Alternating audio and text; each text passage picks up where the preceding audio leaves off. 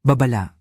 Ang kwentong ito ay naglalaman ng mga eksenang nakaaantig at nakakabagabag tungkol sa karahasan, pang-aabusong pantao at pagpapakamatay.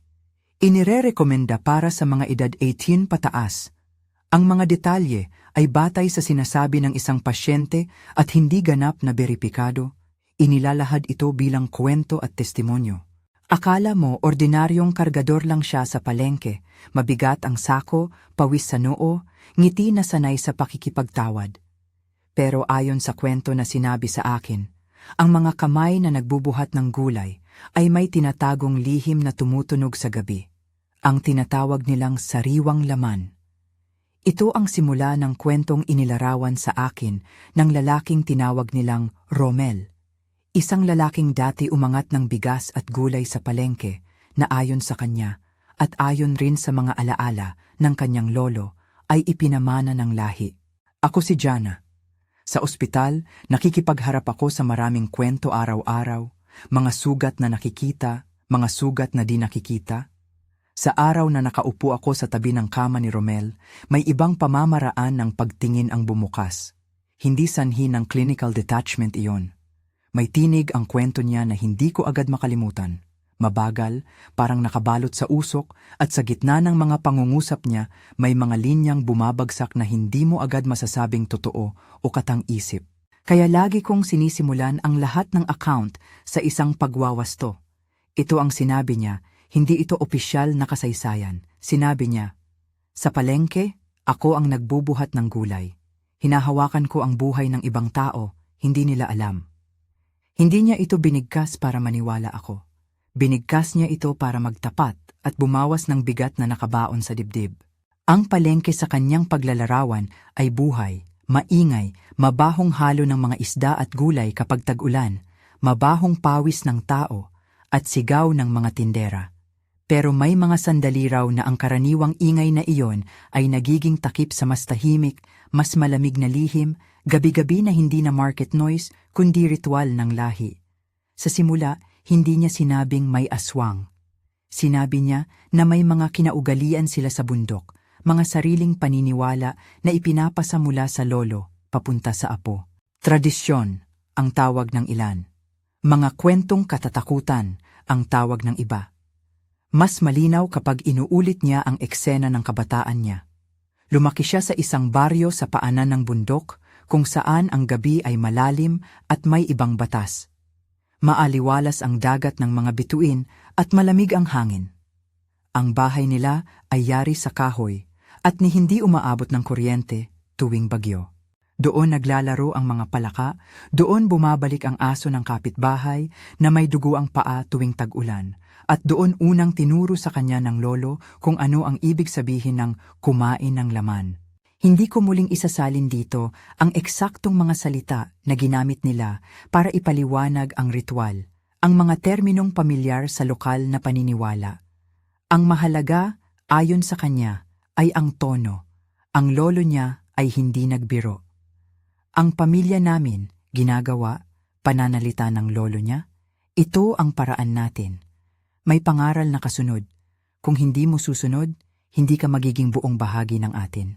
Sa mga dramatized passages, napapakinggan ko ang boses ni Romel na pumuputol, sumusunod ang mga pangungusap na pira-piraso. Sabi ng lolo, kailangan, para sa amin, hindi tulad ng iba. Mabilis, magulo, parang sinisikap pang ayusin ang alaala habang sinasabi. Dito sumasabay ang aking boses ng nurse. Sinabi niya sa akin na ganoon ang pagpapalaki sa kanya. Sinabing bahagi iyon ng pagkakakilanlan ng kanilang pamilya. Ito ay paalala. Lahat ng aking ilalahad ay base sa account ng pasyente. Ang unang bahagi ng kanyang kwento ay puno ng maliit na ritual, mga bagay na sa tingin ng isang panlabas ay kakaiba ngunit hindi agad mapanganib. Pagtitipon sa gabi, paghahanda ng pagkain na sinasabing para sa kaligtasan ng pamilya, mga matatandang kwento tungkol sa mga hayop na nagbigay proteksyon, ngunit dahan-dahan, nagbago ang mga detalye. Bumaba ang ilaw sa paglalarawan. Lumitaw ang itak, hindi eksaktong paglalagari ng laman na sisiriin ko rito, Ngunit ang tunog ng bakal sa bato at ang amoy na tinawag niyang metaliko, na parabang ang hangin sa ibabaw ng sugat, ay may sariling lasa. Sinabi niya na unang ipinakita ng lolo ang ganitong gawain sa kanya nang bata pa siya. Sa umpisa, mga simpleng hayop lang, itik, kambing. Dito nasubok ang pagtalima, kung kakainin mo ba ng buong tapang o susukuan mo. Sabi ng lolo, hindi dapat umiyak ang kumakain, sambit niya habang pinipisil ang isang panyo sa kamay niya na mamasa-masa sa pawis. Ang mga linyang iyon, habang inuulit, naging parang pag-ukit sa kanyang alaala. Pilit na ipinapasok sa isipan na ang panunuyo ng dugo ay hindi kasalanan kundi tungkulin. Hindi agad naging komplikado ang sitwasyon. May mga oras na nagtampo siya, nagtatago sa ilalim ng banig kapag gabi ng ritual. Ngunit habang lumaki rin ang mga hinihingi ng lolo. Ayon sa kanya, may mga tao sa paligid na naging biktima. Hindi ko idinetalye ang mga pangalan ng posibleng na biktima dahil hindi ito na-verify at ayaw kong magdulot ng paglabag sa pagkakakilanlan. Ngunit mabuting tandaan, may nagsimulang mawala. Ang pagkawala ng kapitbahay na si Kuya Nestor ay unang nagpaigting ng hinala sa kanilang baryo. Hindi niya ito sinasabing sariling ginawa nila. Sinabi niyang siya ay kasabwat, napilitang sumuporta dahil sa takot at dahil sa pagtuturo ng lolo. Hindi ako agad nakapagreaksyon pagkumpisal niya. Tinuro sa akin na kahit di mo rin susubukan, dapat ka pa ring tumulong kapag kailangan. Ito ang bahagi na palagi kong pinag-iisipan. Hindi simpleng pag-uutos, kundi malalim na manipulasyon ng pamilya at ng kultura na nagpapaliwanag sa ganitong gawain bilang parang obligasyon. Nang mangyari ang unang krimen na inilahad niya ng mas detalyado, ramdam mo ang pagkawalang tulog sa istorya. Hindi ito dramatikong paglalarawan ng karahasan. Mas malakas ang pagsasalaysay ng kanyang pagkamangha ng pagdinig sa mga sigaw na dinala ng hangin at ng sintumiyang hindi niya inaasahang gagawin niya ang susunod na hakbang. Sa isang dramatized memory, sinasabing, hindi ko naisip na ganito. Bigla na lang, nagbukas ang mundo. Ako'y napilitang tumulong. Kung hindi ako sumunod, anong mangyayari sa amin? Ang lolo ko nagbabadya. Pagkatapos ng mga pangungusap na yon, may katahimikan sa kwarto sa ospital. Isang katahimikan na pinupuno ng aking sariling paghinga. Kung tatanungin mo ako bilang isang nurse, madalas kong naipapaliwanag ang mga ganoong pattern bilang produkto ng kapaligiran. Kung paulit-ulit mong ipapakita sa bata na ang isang bagay ay kinakailangan para sa kaligtasan, siya ay magkakaroon ng cognitive dissonance na humahantong sa pagsunod. Pero hindi ito nagpapawalang sala sa mga naganap. Hindi ko rin hahayaang mawala ang pagkakasakit na idinulot sa mga biktima. Kaya laging may salimuot. Sa isang banda, trauma at programming. Sa kabilang banda, krimen at pananagutan. Sa boses ni Romel, naririnig mo ang pasalubong ng dalawang bagay na yan, paham at pagkasira. Minsan tinanong ko siya, naramdaman mo ba na may ibang bagay na pumipigil sa'yo? Sumagot siya ng mahinahon at medyo nakatusok. May nasa loob na hindi ko ako. Sinasabi niya sa akin na gawin ito. Parang boses, hindi boses lang, parang panlasa. Ipinagtatapat niya na may panahong di niya maipaliwanag ang malakas na pagnanasa, isang pagnanais na kasama sa katawan niya mula ng bata pa. At minsan, labis siyang natatakot na baka doon mag-ugat ang lahat ng nangyari sa buhay niya. Hindi ko ginamit ang salitang demonyo. Bilang nurse, may responsibilidad akong magbigay ng medical at empathetic na termino. Sinabi ng pasyente na nakararanas siya ng delusyon o intrusive thoughts. Ayon sa kanya, hindi palaging malinaw kung ano ang natural o ano ang naturo. Ngunit sa puso ng kanyang kwento ay ang linyang paulit-ulit niyang binabanggit. Ang lolo niya ang nagturo ng pamamaraan at ang pamamaraan na iyon ay pumayag sa kanya na maging kasabwat. Ang unang tunay na paglahok na inilarawan niya ay hindi isang maramihang eksena ng malikot na bisyo. Kasi ang pagsabi niya noon ay parang pagputol ng hininga, maliit, tahimik, at pagkatapos ay malakas ang epekto. Umiilaw sa isipan niya ang araw na iyon, ang buwan ay nakalubog na, ang mga aso sa malayo ay tumahol, at ang lolo niya ay dumating na tila walang pag-aalangan. May itak at mantsa na hindi niya kaagad na unawaan kung ano.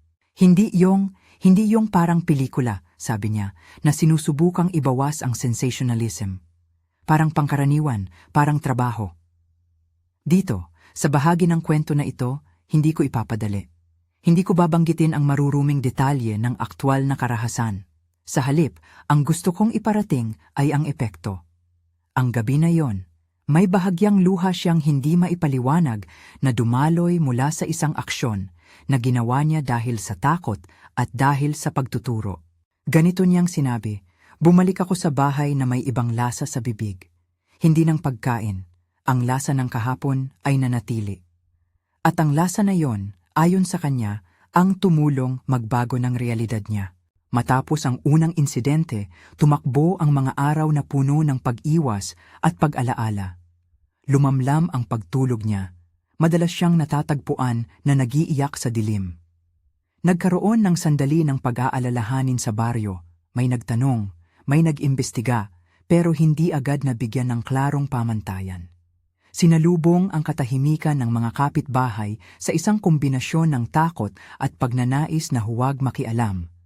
May mga sabi-sabi, at ang sabi-sabi ay siyang unang kumalat na katibayan sa maraming baryo.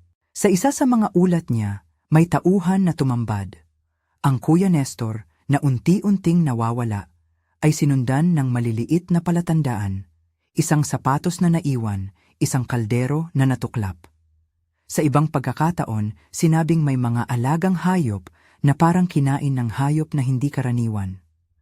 Sa pananaw ni Romel, lahat ng ito ay naging dahilan upang tumindi ang pagtuturo ng lolo. Sabi ng lolo, "Huwag kayong magtanong, gawin ang dapat gawin," pahayag niya. At sa di kalayuan, ang di pagsasabi ng komunidad ay nagbigay daan sa pananalig na ipinaglulungan ng isang maliit na bilang ng tao. May bahagi rin ng kanyang kwento na nagpapakita ng internal na paglaban. Maraming gabi na nagising siya na nanginginig at umiiyak sa ilalim ng kumot. Minsan, pinipilit niyang magdesisyon na tumakas ng tuluyan. Hindi siya agad nakagawa. May mga takot na umiiral. Ano ang mangyayari sa kanya kapag tumakas? Ano ang mangyayari sa pamilya kung sasabihin niya? Ano ang gagawin ng lolo? Ngunit may isang gabing sinabi niya sa akin na siya ay nagdesisyon magtangka. "Nag-ipon ako ng gamot," sabi niya. "Pinayuhan ako ng kaibigan sa bayan na may mga gamot na pampatulog. Inilagay ko sa inumin ng lolo nang hindi niya nalalaman." Nagkakaroon ng bahagyang paghinto sa kanyang pagsasalaysay. May malalim na paghinga. "Hindi nabuhay ang lolo ng matagal pagkatapos noon. Hindi ko sinasabing ako'y pumatay niya ng sadyang mamatay, pero nangyari iyon pagkatapos ko siyang pababain. Dito, bilang nurse, kailangan kong i-frame ang paglalahad. Sinabi niyang pinagaling niya ang pagkakataon at may gap sa pagitan ng intensyon at kinalabasan.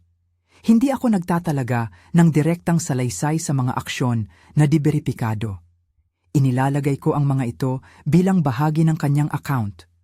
Ang mahalaga rito ay hindi ang forensics, kundi ang psikolohikal na bigat na nilikha.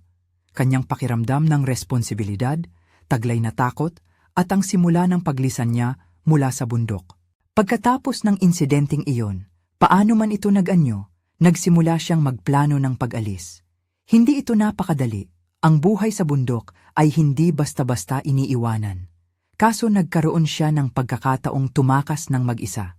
Naghahanap siya ng trabaho sa bayan, naglalakad ng gabi gamit ang manipis na sako, at nangingitim ang mga kuko niya sa dumi ng paglalakad. Sa opisyal na pagsasalaysay niya, "Pumunta ako sa palengke. Nagtrabaho ako bilang kargador. Dinala ko ang gulay, inakbayan ko ang hangin ng lungsod, at doon ko pinilit makalimutan." Narito ang bahagi na tumatawag ng atensyon. Kung paano niya ipinaliwanag ang paglipat mula sa tagapagsanay ng ritual papunta sa isang ordinaryong kargador sa palengke. Ayon sa kanya, ang palengke ay nagbigay ng isang uri ng anonymity.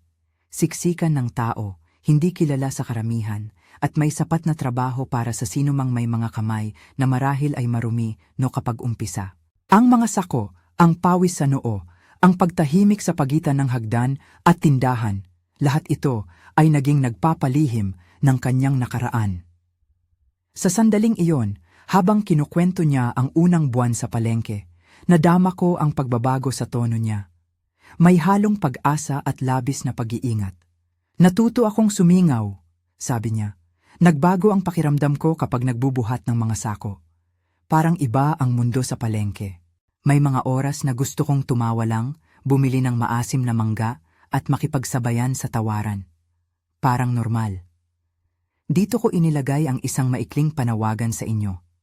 Kung may nakaranas kayo ng mga hindi maipaliwanag na bagay sa palengke o nakita ang isang taong maaaring may itinatagong lihim, ilang salita lang.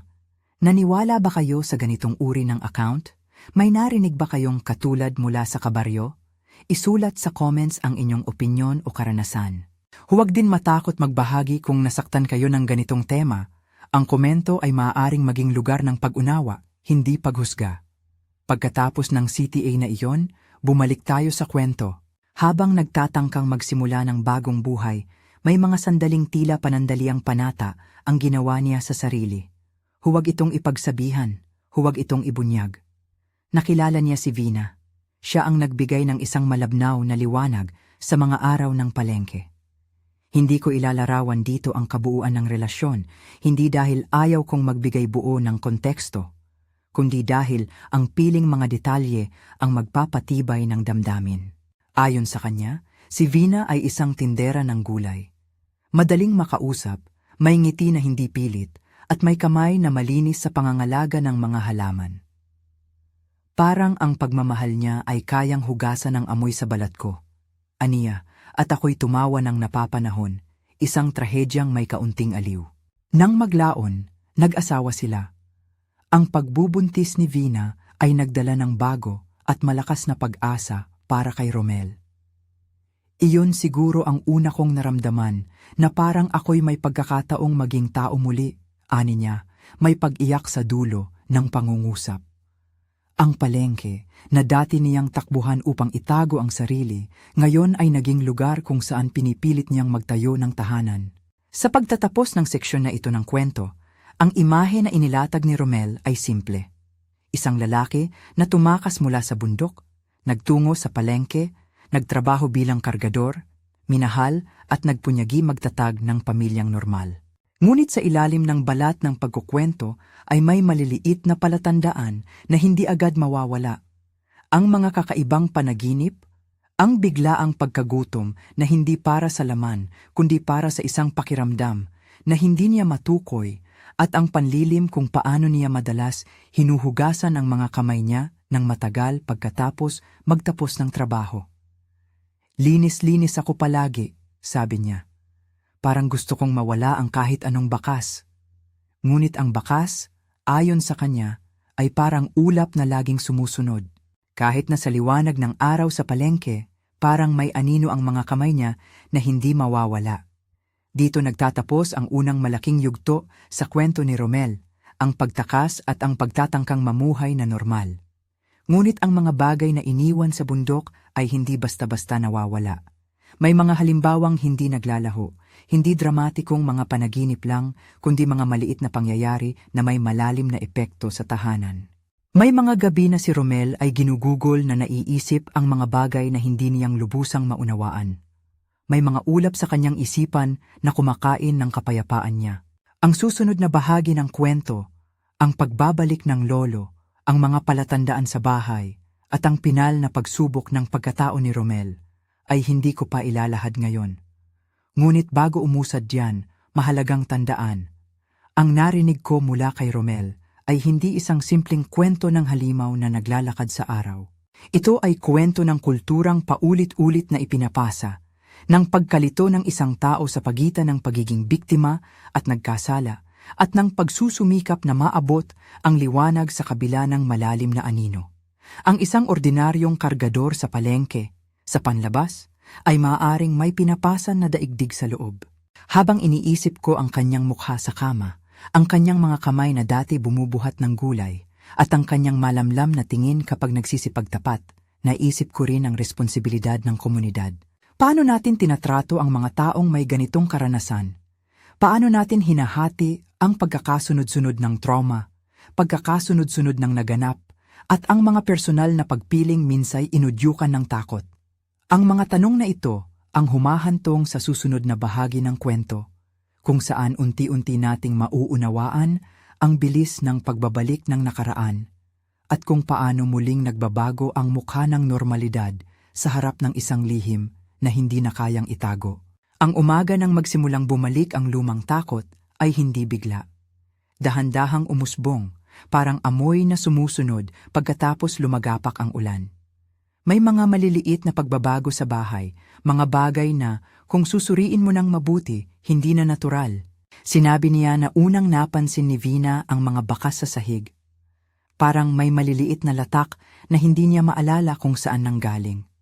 Parang kulang ang bigas sa sisidlan pero hindi naman nagkulang ang pambili. Nagising si Vina minsan dahil may narinig siyang pag-ungol sa dilim. At nang pinasilip niya ang kwarto, walang sino-sino man ang nandoon. Maliit na bagay. Ngunit ang maliit na bagay kapag pinagsama ay naging isang guho ng pagdududa. Sabi ni Vina, ani niya habang tumitingin sa pader ng kwarto na parang may taning na oras, parang may ibang amoy minsan sa kusina. Hindi karaniwang amoy ng ulam, iba. Sinabi niya na sinubukan nilang itago ang pag-aalala. Naging mas maingat sila. Pinalakas nila ang kandado, nilagyan ng lambat ang bintana, pinili niyang magtrabaho ng mas maaga at dumating ng huli, nagtatago ng pera para sa paglipat kung kakailanganin. Ang palengke na dati kanyang kanlungan ay naging maliit na barko na palakad-lakad niya sa gitna ng unos. Ngunit kahit na sinikap niyang magtago, parang may lumang tinig na humahalinghing sa paligid ng bahay. Hindi niya agad sinasabing bumalik ang lolo. Sa una sinasabing may mga yapak sa bakuran na hindi niya kilala. May mga usok sa dapit hapon na hindi mula sa kanilang kusina. May mga hayop na natanggal ang damit o napaligo ang sugat. Siya ay nag-aalinlangan. Sinabi niyang hindi niya alam kung panaginip lang ba o totoo. Kaya naisip niyang subukin. Ilagay ang isang maliit na sagang plastik sa likod ng pintuan ng bodega kung saan inuuna nila ang ilang pagkain at panoorin kung may makakalog. Inilagay niya ito isang gabi at naghintay. Kinabukasan, natagpuan niya ang sako na nakakalat sa sahig at ang plastik na paikot-ikot parang may dumaan. Doon nagsimula ang mas malakas na takot. Parang hindi lang simpleng pag-uwi ng matanda, bulong niya habang kinakamot ang pilik mata. Parang may sarili siyang paglalakad. Minsan, sa kanyang salaysay, napapailing siya at parang nagiging maliit ang tinig. Parang may ibang nag-uusap sa loob ng ulo niya. Sa mga dramatized fragment na sinabi niya, ng pira-piraso, pumapasok ang mga pangungusap na hindi kumpleto. Dumating siya, wala siyang sinabi, pinikit niya ang mata, iba ang amoy. At sa sandaling iyon, lumulutang ang imahe ng lolo, hindi lamang bilang isang lolo na may sugat na paa, kundi bilang isang puwersang matagal nang nakasanayan ng laman ni Romel. Hindi niya agad ipinagtapat kay Vina ang lahat ng iniisip niya. May mga gabi na natatakpan ang kanilang dalawang unan ng katahimikan. Si Vina, pagod sa pagbubuntis at sa pagtinda, si Romel, may hawak na siko, pumipilit ng umiti. May oras na nagpaparamdam sila ng kapayapaan, naglalakad sa palengke, kumakain ng tinapay sa gilid ng eskinita, tumitingin sa mga taong nagmamaneho, at para sa mga sandaling iyon ay naisip niya na posible ang pagbabago. Ngunit ang nakaraan, ayon sa kanya, ay may paraan ng pag-agaw pabalik. Isang maliit na bagay, isang uod sa isipan, isang amoy sa hangin. Ang unang tuwirang pagsalubong ay hindi dramatiko sa panlabas. Hindi siya nagising sa gitna ng gabi at nakita agad ang lolo sa gitna ng sala na may nakapisngi. Sinabi niya na ang lolo ay dumating ng hindi inaasahan dahil may kaanak na bumisita at hindi nagtagal, nagparami ang boses sa kanilang hapag. May isang hapon na dumating ang matandang kapitbahay at napansin ang lolo sa kalsada sa likod ng bahay. May nagtanong, nagpakilala, kumain ng mabilisan at sumama. Para sa kanila, tila isang matanda lamang na dumaan para magpaalaala ng kwento. Ngunit pagkatapos ng bisita, nagsimula ang mga kakaibang bagay. Isang gabi, Ayon sa kanya, nagising si Vina habang nangangalabit ang tiyan. Narinig niyang may malalim na buga na tunog sa kusina, parang pagkalot ng kawali. Nang sumilip siya, may anino sa tabi ng ref. Hindi malinaw ang hitura, ngunit para kay Vina, parang may ibang lakad at paraan ng paggalaw ang iyon. Parang hindi natitinag sa imik ng tao, kundi matamang sinusunod ang mga lumang gawain. Sa dramatisadong bahagi, napapatingin si Romel sa sahig na parang may nakikita siyang bakas sa lupa at sinabing sa sarili, hindi siya nagtatagal dito, hindi siya pwedeng manirahan dito. Nagpasya siyang harapin ang lolo. Hindi ito ginawa para sa espiritual na pagsagupaan, kundi para protektahan ang pamilya. Sinabi niya na pumunta siya ng maaga sa bahay ng lolo. Dala ang paggawa niyang may dala. Isang paraan para kausapin nang hindi mapuputol ang pagkakaiba. Ang pag-uusap ay mabilis, puno ng hindi malinaw na palitan. Bakit ka bumalik? Tanong niya. Ang sagot, ayon sa kanya, ay panandaliang ngiti at katahimikan. Minsan, sa kanyang salaysay, ang mga salita ng lolo ay tila nahahaluan ng isang bagay na hindi pangkaraniwan. Isang pag-asang may karapatan ng lolo para gawin ang mga bagay na minana nila. Ito ang atin, sabi ng lolo na parang nagpapatibay ng isang lumang batas. Nang gabi ng 12, may nangyari na hindi niya inasahan. Hindi ko ilalagay dito ang eksaktong karahasan sa detalye. Iyon ay labis para sa pag-uulat at hindi nararapat gawing dekorasyon ng kwento. Sa halip, ang nais kong ipaliwanag ay kung paano nagbago ang sandali mula sa pagkagulo tungo sa pagputol ng tanikala. Sa dramatized flash, sinabi niya, may lakas na dumaloy sa akin. Parang lumakas ang katawan ko. Nakita ko ang mata ng lolo. Iba ang tingin niya. Hindi ko na siya nakilala. Ang paglalarawan niya sa pakiramdam ay parang isang pagbabago sa katawan. Ang mga kalamnan ay nagtatrabaho ng may tila hindi pangkaraniwang galaw. Ang mga kamay ay nagiging mas matibay. Para kay Romel, ang lakas na iyon ay katabi ng pagnanais na protektahan si Vina at ang inuutusang pagnanasa na siya mismo ay matakot. Nagkataon ba? Sinabi niyang hindi niya sinasadyang pumatay. Sinabi niya na ang lolo ay nagsimula ng isang kilos na hindi niya papayagan. Isang paglapit sa silid ni Vina na may kakaibang layunin. At sa sandaling iyon, nawala ang pag-aalinlangan. Ang katawan niya ay tumugon. Hindi magandang sabihin na nawala ang kanyang pagkatao. Mas tama ang sabihin na may tunggalian sa loob niya. Ang bahagi na natuto mula sa lolo at ang bahagi na yumakap sa posibilidad ng buhay na hindi iyon. Ang resulta, ayon sa kanya, naputol ang paggalaw ng lolo. May katahimikan, may mga salita, at pagkatapos ay may isang biglaang pag-iyak ni Vina. Sinabi niya na hindi siya nakatakas mula sa pananagutan. Hindi niya itinanggi ang bigat ng nangyari. Pagkatapos ng insidente, may mga nasirang kagamitan sa bahay, may mga sapin-sapin na nagkalat, at may isang amoy na hindi agad nawala. Sa isip niya, doon nagsimula ang pagkasira ng kanilang maliit na pamilya. Hindi dahil sa simpleng pagpatay ng matanda, ani niya, kundi dahil pagkatapos noon may lumabas na mas malalalim na tanong. Ano ang naganap sa gabing iyon? Ano ang totoo at ano ang sinasadya?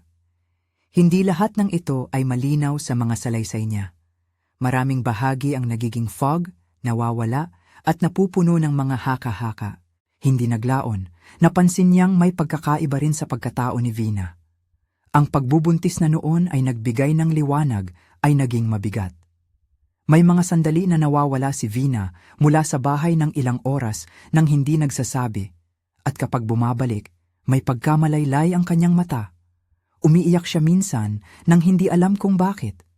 May lingid na takot si Vina sa mga gabi na tila ba may naglilipana. Sabi ko, Vina, anong nangyari? Sabi ni Romel sa akin. Hindi niya alam kung paano ipaliwanag. Parang may nakakita siya. Ang mga pangyayaring ito ay hindi niya agad iniuugnay sa kanilang lumang problema o baka hindi niya iyon gustong makita.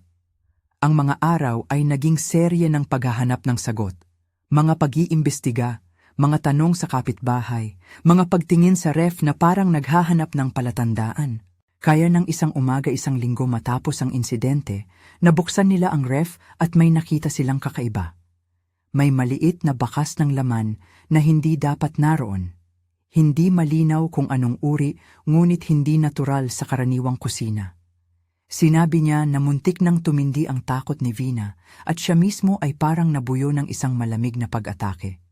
Hindi ko na alam kung dapat akong tumakbo o dapat kong humawak sa kanya, wika niya. Ang palengke na dati ay aking tahanan ay naging entablado ng aking takot. Dito naglaho ang anumang ilusyon na ang lumang ritual ay mananatiling nakatago. Ang kanto-kanto ng baryo ay nagsimulang magtanong, at dahil sa mga bulong-bulungan, into the light came the attention.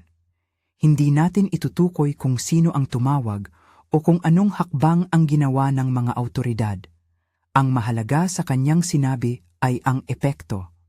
Ang takot ay nagpalala, ang pag-asa ay napuputol, at ang kanilang mundo ay nag-iba. Sa ilang gabi, sinabi niyang naramdaman niyang may sumusunod sa kanila sa daan pauwi mula sa palengke. Ipinipigil niya ang sarili at huminga, at iniisip na ito ba ay tunay o bunga lamang ng pagkakasala at ng mga alaala. Pagkalipas ng ilang linggo, isang umaga, nagising na wala si Vina. Ang kwentong inilahad niya sa akin ay puno ng fragment. Umaga, hindi ko siya makita. May mga damit sa kama niya. May lunch na hindi tinapos. Tumawag ako. Walang sagot. Naglakad ako sa palengke. Siya'y hindi doon. Tinawag ko ang kapatid niya. Hindi sumasagot. Muli, nagpaalala ako sa aking tungkulin. Ang sinasabi niya ay account ng pasyente. Ngunit ang account ay nagdulot ng malaking pangamba. Naglibot siya sa lugar na parang nilulunok ng lupa ang kanyang mga paa. Sinabi niya na naglakad-lakad siya sa palengke ng maraming oras, umakyat sa mga kalsada, tumingin sa bawat sulok. Hindi makita ang mukha ni Vina. Hindi ito simpleng pagkawala. Ayon sa kanya, may mga palatandaan sa paligid ng bahay na parang sinundan, mantsa sa lupa, isang dahon na may kakaibang pagtagas, ang pintuan ng bodega na naiwang bukas. May mga kapitbahay na nagsabi ng mga sabi-sabi na posible raw na may kinalaman ng isang hindi kilalang grupo o baka raw hindi lang basta nagpunta si Vina sa isang kamag-anak. Ang mga haka-haka ay nag-ulan at sa gitna ng mga haka-haka may mga tanong. Saan siya nagpunta at bakit iniwan ang anak na hinihintay? Sa bawat pag-alaala na inilahad niya, parang nabubuo ang imahe ng isang pangungulila at pagkabigo.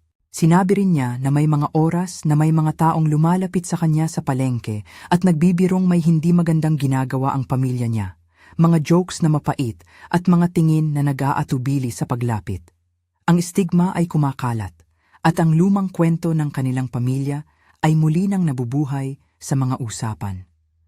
Para sa isang lalaki na pilit na bumubuo muli ng sarili, ito ang pinakamalubha. Natakot ako na baka mawala ang lahat. Wika niya sa akin habang pilit pinipisilang kamay ko. Kung may hakbang akong gagawin, baka hindi na talaga ako makabalik. Sa loob ng ospital, may mga tala na nagsasabing may mga panahon din siya ng malubhang pagkalito, di mapakali, agresibo sa pag-uugali minsan, at may mga panahon ng sobrang pagkalungkot.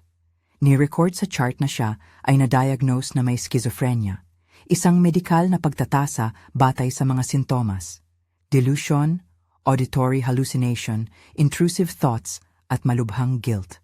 Bilang isang nurse, ipinabatid ko ang diagnosis na iyon sa isang paraang hindi naglalahad ng paghusga. Sa bawat pag-uusap ko sa kanya, nakikita ko ang kalituhan. Parang isang tape na paulit-ulit na tumatakbo sa kanyang ulo, pinipilit linisin ng mental health interventions, ngunit tumitindi sa tuwing may stress o triggers. Ilang buwan ang lumipas. May mga treatment na ginawa, therapy sessions, gamot, mga pagbisita sa psychiatric team. Minsan may mga sandaling naging maayos ang kanyang mukha. May ngiti, may maliit na pag-asa. Madalas, kapag pinapakain siya ng sinigang ng staff, o kapag may dumadating na package mula sa palengke na tila nagpapahiwatig ng dati niyang buhay, parang nababalik sandali ang normal na Romel.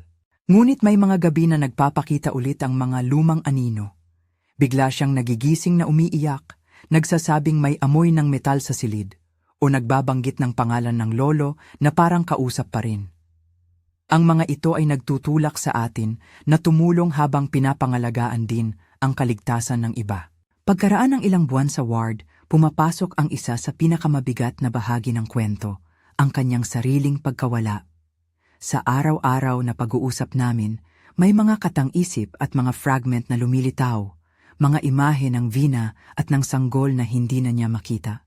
Sinabi niya minsan na umiinom siya ng gamot para tuluyan nang mawala ang pag-alaala, hindi para alisin ang alaala ng nangyari, kundi para mapawi ang sakit ng pagkawala. Tinangka niyang makipag-usap sa mga social worker, tinanggap ang therapy, at minsan ay may mga pagpapakita ng pag-asa. Nagsimula siyang mag-ukit ng kahoy, naglilinis ng maliit na lugar, at nagbabasa ng Biblia na ipinamana ng isang voluntaryo. Ngunit may punto kung saan hindi na niya nakaya. Isang gabi, natagpuan ang kanyang katawan sa loob ng silid. Hindi ko ilalabas ang paraang ginawa niya, dahil hindi kapakipakinabang ang detalye ng pamamaraan. Ang mahalaga ay ang bakas ng trahedya. Ang isang buhay na nagdala ng napakaraming komplikasyon, isang nakalipas na buhay na puno ng pananalig at takot, isang kasalukuyang puno ng diagnosis at paggamot, ay natapos sa paraang hindi natin dapat inasahan. Sa hospital, ang pagkamatay niya ay inireport at sinusiyasat, at para sa amin na naroroon, ito ay isang pagdila sa puso ng sistema. Paano natin naprotektahan ang mga tao na nasa panganib, lalo na kapag ang pinagmulan ng panganib ay hindi lamang internal kundi nagmumula sa komunidad, sa stigma at sa mga paniniwala na nagpapahirap sa pag-ahon? Ang aking sulat dito ay hindi para magbigay ng konklusyon na ang isang tao lang ang dapat sisihin o ipagbunyi ang kanyang pagkamatay. Ito ay isang paanyaya na magnilay. Paano natin tinitingnan ang mga taong dumaan sa ganitong uri ng psikolohikal at panlipunang pinsala? Ang kwento ni Romel, ayon sa kanya, ay puno ng mga layer. Ang layer ng isang tradisyon na pinaniniwalaan bilang pagkakakilanlan. Ang layer ng takot ng isang bata na sinanay na sumunod. Ang layer ng pagnanais na pumili ng bagong landas. Ang layer ng komunidad na nagtatakda ng mga hangganan ng pananalig at parusa. At ang layer ng sistema ng kalusugang pangkaisipan na minsang hindi sapat upang tugunan ang komplikadong pangangailangan. Marami sa inyo ang magtatanong, sino ang nagkamali? Sino ang dapat parusahan? Mayroon mang hustisya? Sa isa pang oras, sinabi ko sa kanya ng diretsyo, ano ang hiling mo kung may magagawa ka pa? Sumagot siya ng napakapayak. Gusto ko lang na hindi na masaktan ng iba. Gusto kong may mapagsisihan ako at magbago. Ngunit ang mga hangarin ay hindi palaging sapat upang baligtarin ang mga nakaraang kilos. Ang moral at legal na usapin ay malaki at komplikado.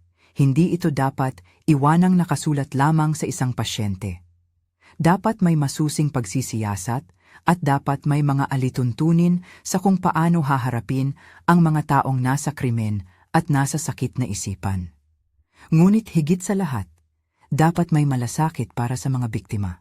Hindi ko mababago ang nangyari, hindi ko rin mababago ang mga anino na lumipas. Ngunit bilang isang nurse, may responsibilidad akong magkwento ng may katapatan at may malasakit. Kaya sinasabi ko, narinig ko ang mga salita. Nakita ko ang mga sugat na hindi laging nakikita. Napakinggan ko ang mga palusot at ang mga pag-amin. At sa bawat pagkakataon, naramdaman kong ang kwento ni Romel ay isang babala. Ang pagdadala ng isang lihim na kinapapalooban ng karahasan at takot ay mayroong epekto hindi lamang sa individual, kundi sa buong komunidad. Kung tatanungin ninyo ako kung naniniwala ako sa aswang, sa mga sinaunang paniniwala na may mga lahi o puwersang kumakain ng laman, sasabihin ko kung ano ang palaging sinasabi ko sa mga magigising na tanong.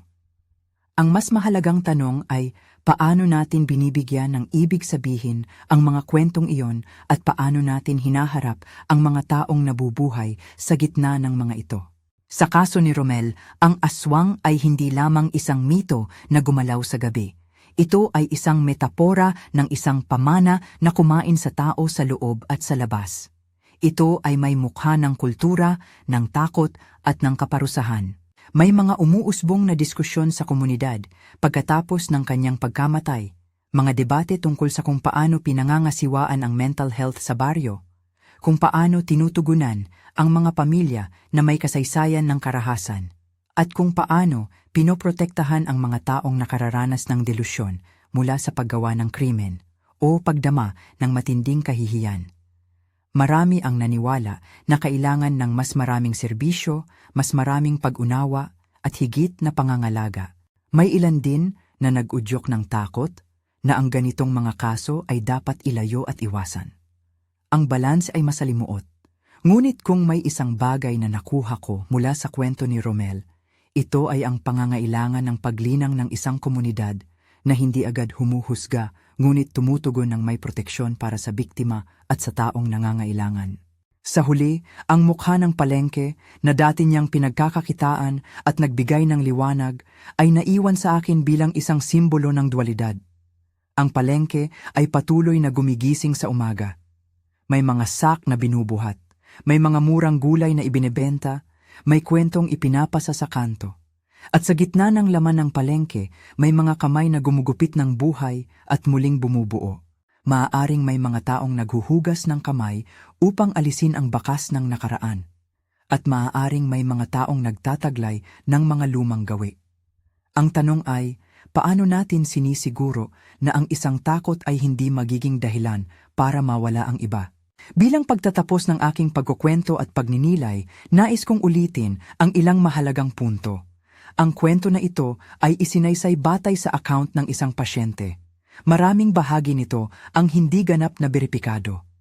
Ang intensyon ko ay hindi magbumuo ng sensationalist na alamat, kundi magbahagi ng pagsasalaysay na nagpapakita ng kahirapan ng trauma, ang epekto ng paulit-ulit na paniniwala, at ang pangangailangan para sa pag-unawa sa mental health. Kung mayroon kang sariling karanasan o opinyon tungkol sa mga aswang, tradisyon, o kung paano dapat harapin ng komunidad ang mga ganitong kaso, inaanyayahan kitang mag-iwan ng mahinahong komento. Magbigay tayo ng espasyo para sa pagtalakay at hindi para sa paghatol. Kung natagpuan mo ang kwentong ito na nakakabigla o nakakapanlumo, paalala lang.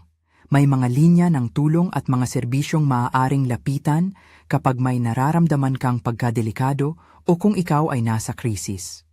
Huwag mag-atubiling humingi ng tulong sa mga lokal na serbisyo o propesyonal.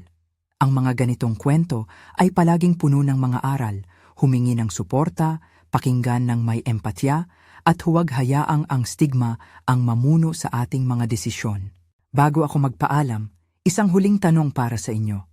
Naniniwala ba kayo sa posibilidad na ang isang tao ay maaaring magbago mula sa pinakamadilim na nakaraan nito? O naniniwala ba kayo na ang minanang gawain ay huling humahad lang sa bagong simula? Isulat ang mga saloobin ninyo sa comment section at magsilbing paalala. Ang pag-uusap tungkol sa trauma, paniniwala, at kalusugang pangkaisipan ay hindi dapat ipahiya. Kung nais ninyo pang makinig sa mga kwento na naglalaman ng katulad na tema, mga kwentong humahawi sa pagitan ng mito at katotohanan, pindutin ang like at mag-subscribe para sa mga susunod na publikasyon. At muli, paalala, ang kwentong ito ay batay sa salaysay ng isang pasyente. Ang mga detalye ay hindi ganap na nasuri at ang layunin ay maghatid ng pagninilay, hindi ng konklusyon. Maraming salamat sa pakikinig at mag-ingat kayo palagi.